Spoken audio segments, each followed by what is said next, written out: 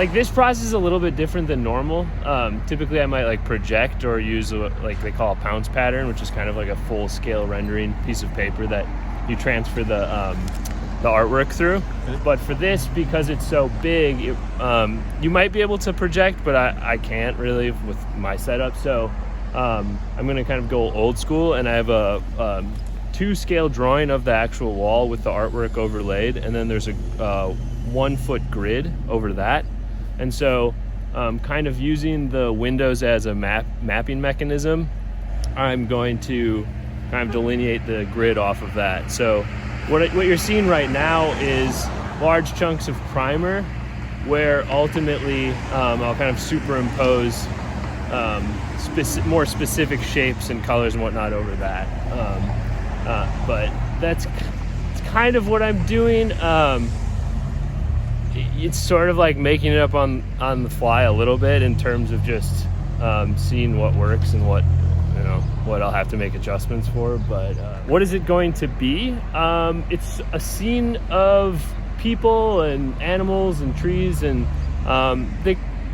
when we were talking about doing the mural,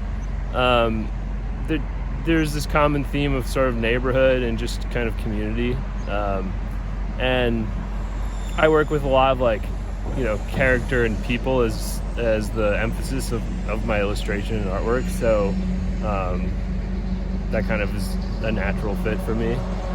So it'll be kind of a collage of that. Like I'm really interested in folk art, and that's kind of the approach I took with it. So it's not so much a scene with perspective or anything like that. It's more of just like a collage or like a pattern of people and animals and stuff like that. So what's it like having a canvas this large on a street like this?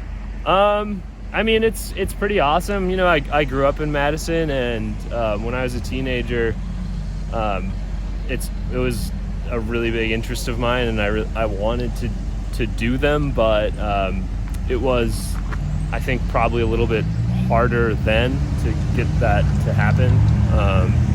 And now it seems like the city is has embraced murals a lot more so, and so to have one in such a high traffic area and one of this size is in a little ways like a dream come true. It's cool. It's exciting.